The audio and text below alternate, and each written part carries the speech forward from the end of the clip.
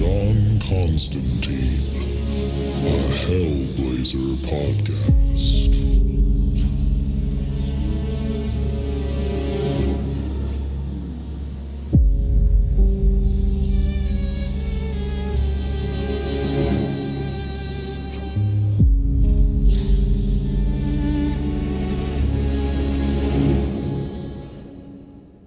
Hey there, everybody, and welcome back to John Constantine, the Hellblazer podcast. Today, we're reading Hellblazer issue 92. But before we get into that, just a little catch up on what's been going on.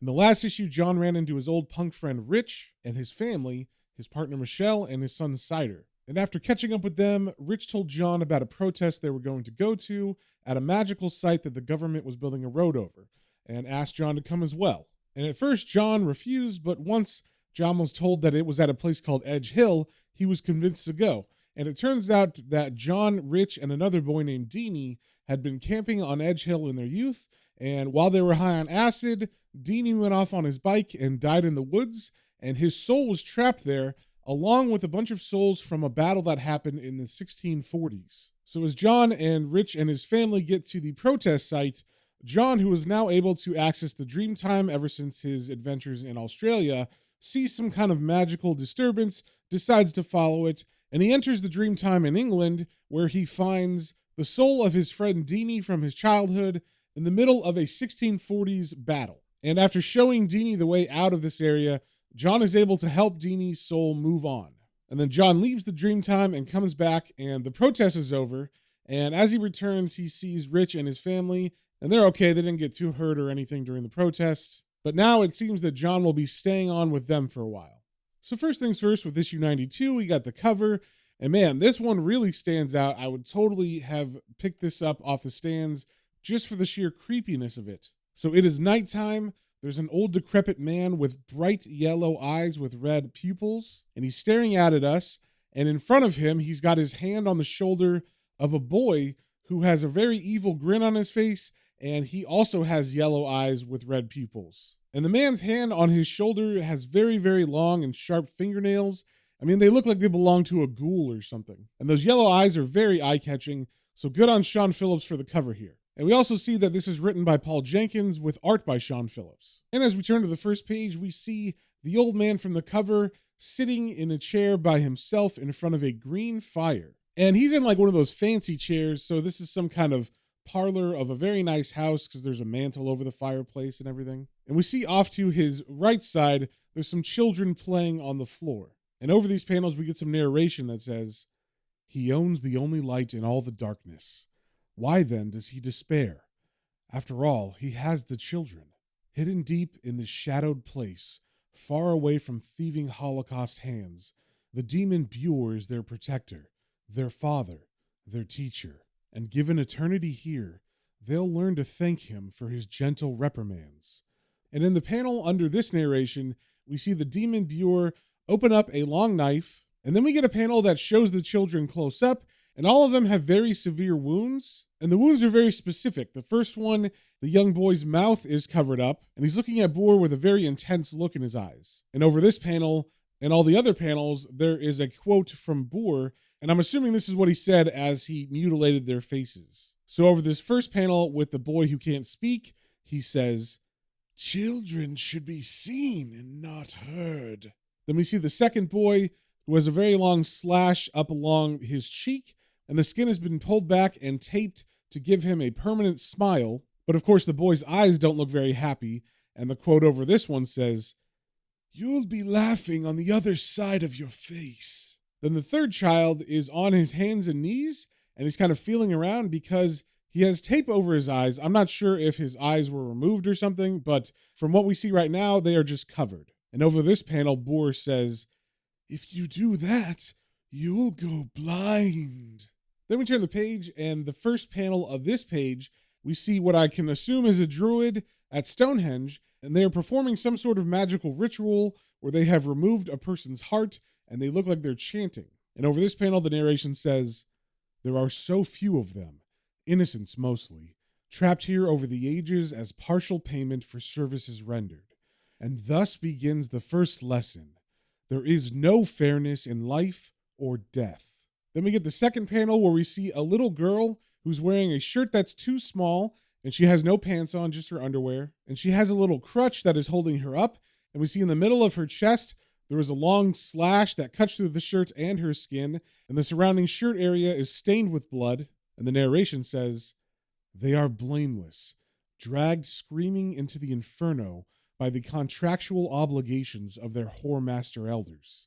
Acrid fear and bland confusion mixed with sickly sweet naivete. These are powerful pheromones for inmates of the dark." Then we get the next panel where we see Boor is standing next to the first of the fallen, and they are watching children play in front of them. And the narration continues. Boor had once been drawn to the children himself. He had bided his time, flirting with Morningstar, watching, waiting. The fallen angel had deliberately broken the rules. His wish to eliminate the exorable Nazarene was a cry over spilt sour milk, a pitiable attempt to recreate the glory of ages past. Then we get a panel of Boor sitting by himself, but he's holding the long knife, and he's caressing the cheek of a little girl standing next to him. And she's standing with her hands behind her back, and her face is turned as he caresses her cheek.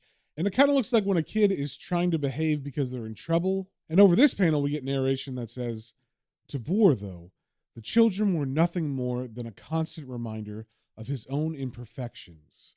And when Morningstar had given control of hell to the three, Boor had gladly taken the brats into his custody so that the rules would no longer be ignored. And as we turn the page, we get a twist on what we thought was happening in the last panel, where Boor has given the weapon to the child and she's pressing it into his chest. And the narration continues. Why then does he despair? He misses the first of the fallen more than he would have thought possible. He lacks direction. And we see as the little girl is pressing the blade into his chest, he's saying, yes, just push, little one. But she protests and says, I don't wanna. And this angers him, so he hits her to the side, and as her body falls, green flames begin to engulf her and she screams in agony. And the narration says, clearly, these disobedient children cannot inflict the pain he so desperately requires. And we see with anger on his face, the fires flare up and they begin to burn other children in the room. And the narration continues saying, but there is something else, an intangible fear that he hides beneath his rage. And as he stares at the children burning, he yells out, you did this to me! And the narration continues, his beloved first is gone. The way is clear for the second and third to return, to vie for position as the one. If there is but one, Boor will lose the children, and that would be the one torment he could not endure. And as the children's souls burn, he sits down in his chair and he puts his head in his hands. And we see on this page that this issue is called Critical Mass Part 1, Bait. Then we turn the page and we cut to John hanging out with Rich and his family. And they're across the street from a park as they sit on the outside of a pub, drinking and talking. And as we cut closer to them, we see that Rich is in the middle of telling a story and he's saying, so I looked down at me Todger, right? And there's a fucking great big piece of celery stuck to the end of it. And Michelle, his partner, laughs and says, that never happened. And then John turns to her and he says, anything's possible, love. Only bloke I know ever had rug burns on his elbows. And then Michelle turns to Rich with a smile and says, you bastard, when? And Rich gets all defensive and turns to John and says, oh, fucking brilliant one, con job. And John turns to Michelle and says, long before your time, Shell. Some Greek bird. Always tarted up in long coats and dangly earrings. What was her name again, Rich? And Rich replies, bugger if I can remember. I used to call her the Christmas tree. But then Rich changes the subject and he asks John, so what's the verdict then?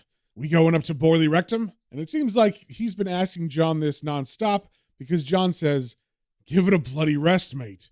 I'm enjoying myself. Then we get some insert panels that give us a little history on this place that Rick called Borley Rectum. And apparently it's a haunted house of some sort. So we get a couple panels of like a ghost appearing in front of some people, then the house burning down, then from the rubble, we see the ghost of a nun appear. And over these panels, we get the narration from John saying, I mean, you seriously have to wonder, don't you? Only this bleeding nutter would decide to go ghost spotting on the weekend and choose Borley Rectory, the most haunted house in England. They say the place used to be infested with all sorts of spectral wildlife, most of them pilgrims and Cenobites and what have you. Old Harry Prince investigated it back in the 30s, faked this awful recording of the moaning monk, and made a bloody fortune. Of course, it burned down right after. Dad used to call him Harry Hotfingers. Afterwards, you could still see some poor old Mother Superior suspended in midair, plying her ghostly trade about 30 feet off the ground.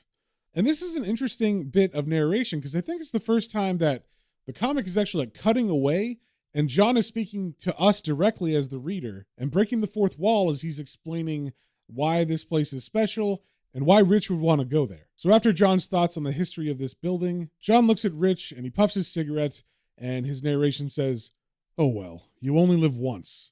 And then he says out loud to Rich, "Fair enough then, mate. Monks are 10 points apiece, and it's 50 for spotting the nun." And the whole time they've been talking, we did see Cider, their son, kind of playing on the ground next to them, but I guess he's gotten bored, so he goes over to the adults, and we see he's wearing like a bright green jacket. And as Cider approaches, Rich turns to him and says, "Here you are, look! It's the creature from the Black Legume. What's occurring, Cider Man?" And I'm assuming he changes Lagoon to Legume because Cider looks like a green bean with his green jacket. So Cider smiles at this, and he says to his dad, "I want to go on a slide, Dad." And I think I mentioned it before, but across the street, there is a park, and in that park, there's a playground where kids are playing, and there's a slide and a swing set. And before Rich can answer his son, Cider walks over to John, and he says, "Can I go with Uncle Conjob?" And John's jaw drops at this, because he's not really good with kids. We've never really seen him be around too many children other than his niece, and that was just when he was saving her from the creepy serial killer that kidnapped her at issue 4. And before John can say no, Michelle leans over and says, "That all right, John?" And I guess John figures he can't say no, so he stands up, and as he does, Cider grabs onto his leg and holds on. So now John is having to walk with a child attached to his leg. And he turns to Michelle and says, well, I could do with a rest from your dad's urban bloody legends. Come on, sunshine." So they go across the street to the park, and as Cider begins to run up to the slide, we see John is eyeing some of the moms that are pushing their children on the swings, and they are looking back at him with a smile. And I love that this is the 90s, and John is smoking in a child's playground, and the moms are thinking it's hot rather than horrible. And one of them that was eyeing him specifically turns and says, "Oh, is that your little boy then?" And John kind of smiles at her and says, "Not me, love. He's me mates, God help him." And as he's talking to her, he kind of goes over to the bottom of the slide to help catch Cider as he comes down. And the woman sees how Cider is trusting of John, and she says, "Cor, he loves you though, don't he? I mean, he really trusts you." And obviously she has a pretty strong accent. I'm not sure what this accent is, but I'm just reading it off the page as it is written. And I will say that John looks terrified as Cider is about to slide down. Like his eyes are really bugging out. And I wonder if it's because, her saying that Cider loves him, or if he's just terrified that Cider might hurt himself going down the slide. Then we turn the page and we cut to a horrific scene in hell, and we see a baby hanging from a hook that is dug into its belly. Then we see a large red hand with long pointy fingernails reach out and remove the baby from the hook. Then we see the baby being close to the breast of a demon that removed them from the hook. And the demon has a very evil smile on its face as it looks at Buer, who is standing in front of it. And over these panels, the narration says, "He finds it difficult to give up the child, but worthwhile nonetheless. He has chosen the whelp carefully, a little suckler whose unjust condemnation adds to its appeal, a spicy, valuable bargaining chip. The crone accepts the baby greedily, smothering it in folds of putrid flesh, hoping it will accept her rancid milk. Boer suspects the child will refuse the offer for eternity, but dares not to laugh just yet." So it seems Boer is paying this crone demon with one of the babies that he keeps hanging on a hook. And he's doing this because he needs the crone to do something for him. And in the next panels, we see her closing her eyes like she's concentrating, and then she opens them and her eyes are glowing now. And then she whispers something to Boer, and then she walks away, and Boer looks like he has some information now. And over these panels, the narration says, "In return, she looks deep into the well and fishes out his prize. Now Boer's mind races with impatience. His blood boils with eager anticipation. Now he knows where to go." Then we turn the page and we cut to Skyros, Greece, on a fishing boat just off the coast. And we see a bunch of fishermen hauling up a net out of the water. And the leader who's pulling the hardest says in Greek, "Come on, you lazy shitholes. Pull, for God's sake. You're worse than women." And as the net is coming up, one of the other fishermen grabs at the net and gets poked by a lionfish that was caught in it. And he yells out, "Ow! Damn fucking damn!" And just so you know, all of this is being spoken in Greek, but they're translating for the comic, obviously. So the head fisherman comes over to the man who got his hand poked, and he looks at the damage, and he says, "Ah, stung again? God, Theo, you're a good man. But for such a big bastard, you could be a real pussy." And Theo replies, "Sorry, Captain. I don't do well with pain." Then we cut to the shore as the fishing boat is pulling up and all the fishermen are unloading their catch. And we see Theo, who's taking the fish down an alleyway to a storehouse. And over these panels, the narration says, "He hates it here among the pointless and mundane, where insignificant lives are played out on an empty stage before an audience of none, where there are no extremes, no black and white, just mediocrity wallowing in pale gray. He's been thinking about taking the ferry over to the mainland, but he already knows what he'll find in the big city. Nothing. It's just eating and sleeping and aging then. Maybe a brief encounter or two along the way. A little good and a little bad, with nothing in between. There must be more to life than this." And the whole time that Theo has been walking, we have not seen a front shot of him. It's all just from the back, but we can tell his skin is kind of pinkish, almost as if he's got a sunburn all over his body. And he's also very muscular, and he's wearing a black cutoff tank top with black pants, and he has long black hair. So as he enters the room with the fish, we finally get a front shot of him, and we can see his face, and it is the first of the fallen, except he looks way more buff now. And as he walks in, he sees someone in the room that we can't see, and he says under his breath, "Oh no." Then we turn the page and we see who he's looking at, and it is Boer. And if you remember, Boer was very enamored with the first. It seemed like maybe he was in love with him, or at least they were really good buddies in hell. And as the first of the fallen sees Boer, he says, "Oh shit, how did you find me?" And Boer replies, "Does it matter, first of the fallen? That I have found you is enough." And surprisingly, the first of the fallen cowers behind a TV in the room, and he says, Please don't hurt me. I'll give you anything." And Boer is amused by this, and he says, "Hurt you, my love? I searched for you. I gave up a child that I could find you and take you back." And the first of the fallen, still wary, comes out from behind the TV, and he says, "What? Take me back?" And as he gets his confidence back, he looks at Boer and he says, "Oh, Boer, you pathetic idiot shit. Don't you understand? I can't go back like this. I'm one of the bloody mistakes now. It was a setup, Boer. The almighty maker of heaven and earth, the crazy fucking bastard, set me up. He used us all, and now he's up there, somewhere, laughing his arse off at my humiliation." And then he walks over to the window and looks out, and he gets kind of angry, and he says, "Our beloved gods found the ultimate punishment for his naughty child. And you know, I rather suspect it's what he planned for me all along, to turn me into a fucking mortal." And then he takes a breath and he calms down, and he tries to explain to Boer what it's like being mortal and human.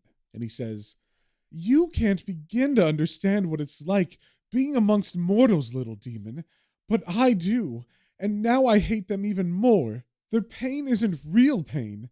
It's bland and anesthetized, just enough to keep them on the straight and narrow. Their hunger's just a rumble in the belly. That's what he's made them by design, safe, servile, and harmless." But Boer interjects saying, "But you can return, Lord. As you know, there are certain rules." And the first of the fallen turns to him and says, "Ah, yes, his rules. The rules don't apply to him, but that's to be expected. And of course, he's omnipresent.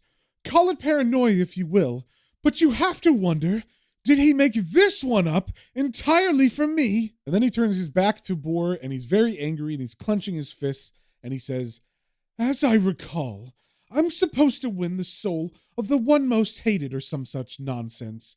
I had always thought it would be his bastard child, but I was wrong. It's bloody Constantine." And then Boer gets a big smile on his face, and he says, "I can bring him here as you desire, to rake his flesh and burn him. Such exquisite torture I have planned. My love, I can think of no greater honor. And at this, the first of the fallen begins to laugh, and he says, ah, do forgive me, Boor. I know you're trying. And just the very thought of it turns me on. But this joke is far more priceless. And then he gets a little bit more serious, and he says, we never pay attention to subtleties and subclauses, do we? Our God designed my imperfections, after all. He knew I'd be less than assiduous in studying the rules. Constantine's death is the easy part, little demon.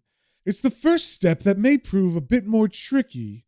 The little scouse bastard has to give me his soul, willingly. Then we cut to John, Rich, and his family, and they are walking on a dirt path, and they're finished at the park, so Cider is sitting atop his dad's shoulders, and they're in the front with Michelle and John in the back. And John kind of says to himself as he takes a drag of his cigarette, damn you, John Constantine. And Michelle hears them say this, and she says, John, what's the matter? You've been a moody sod all the way up. Did he do something to piss you off? And John's kind of pulled out of his thoughts, and he says, what, Cider? Ah, no, love. Sorry. It's just, oh shit. I don't know where to begin, Shell. It's something someone said about him at the pub. Brought back a lot of crap memories for a minute. And then Michelle asks, this the thing with the little girl, is it? Rich told me you got into some bother once up in Newcastle. It's all right, though, isn't it? I mean, you never did nothing pervy. He'd fucking murder you. And then she gestures to Rich, who's playing with Cider in front of them. So her saying this stuff to him, it was kind of like a veiled warning, like Michelle telling him that Rich is watching him around Cider, because Cider does like John, but they are watching what's going on. So John picks up on that.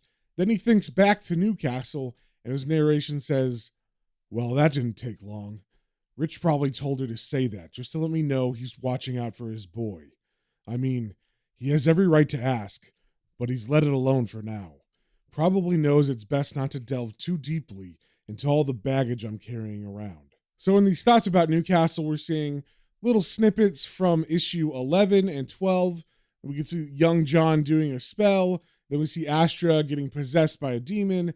Then we see John holding on to her ripped off arm, and then John crying on the ground. And John's narration continues. Never did anything, eh? Well, not that I could be convicted of, but I was guilty all the same. Guilty of being Jack the Bloody Lad. Guilty of thinking I could handle it all on my own. Then when push came to shove, when the nightmare jostled its way up into the real world, I stepped up to knock it for 6 without a second thought. I wanted to stare down the demon in his own backyard, to make his eyes water and dance off like a jester into the sun, just to prove I could. The child, she was simply a pawn in the game, so I told her to trust me as I took her hand and left the rest of her in hell. So I think we're getting this just because this is kind of a new run, and I think, we're catching up on John's history in case new readers missed it. But all of that stuff was kind of in John's thoughts, and Michelle notices that John is being kind of introspective and not talking to her anymore, and she says, no, wait, I didn't mean... But John cuts her off saying, it's all right, love. I'd have said the same. Then he walks away from her and up to Rich and Cider, and his narration says, besides, it's too late to take it back, isn't it? I thought I could ignore my past for a while. Join in with me mates, live like a real person. But yeah, who the fuck am I kidding?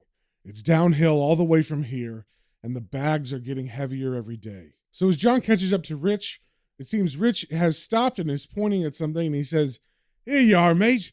Behold, the mighty Borley Rectum. So it seems the path they were on was leading them to Borley Rectory. Then we see a shot of it, and it's basically just some rubble and a partially formed wall. And the rest of it, of course, was burned down, and nature has kind of reclaimed where the rest of the building was. So as they look at this small stack of stones, Rich says, bit of a dump if you ask me. And John replies, that's a compliment, mate. It's where dumps go on holiday. So John continues to stare at the area, but Rich turns around and goes back to Michelle, and they start hugging and kissing. And while they're doing this, John is getting introspective again, and his narration says, now we're trying to hide our discomfort behind a facade. We all know it, but no one will let on. We find excuses to avoid each other's gaze. I turn my attention to the faded remnants of nameless spirits who watch us suspiciously from inside the rectory grounds. Rich and Michelle find support in each other, shouting for my attention, trying to reassure me everything's okay. It's enough to wake the bloody dead. And in this, we can see Rich running over to Michelle, and he's kind of playing around with her, and he's yelling out his nickname for her, saying, Slark! And then they begin to kiss, but John does not pay attention to them. He's still staring at the remains of the rectory, and the narration continues, saying, but the ghosts of Borley are far too tired to show themselves to anyone except me. So we see the little ghost of the nun appear in front of John, and the narration continues, just wandering aimlessly, fading away. I can relate to that. Then we cut to a little while later, while all three of the adults are walking on the path a little further down, and they're kind of next to a stream right now, and we see an older man is fishing in that stream, and Michelle looks around and says, hang on, where's Bloody Cider? Then she turns to Rich and says, you let him bugger off again. You know you have to keep an eye on him, you twat. And Rich gets offended by this, and he yells back at her, bollocks I did, you fat cow. You had him last. Then we cut to the old man who's fishing, and we see there's a problem right away because as the old man is putting bait on his hook, we see that his hands have very long, black, sharp fingernails. Then we see Cider walking up to the man, and he says, hello, can I help you with fishing, man? And the demon boar looks up at him, and his eyes are the creepiest yellow with the red pupils, and he has a very eager smile on his face, and he says, of course, little Cider.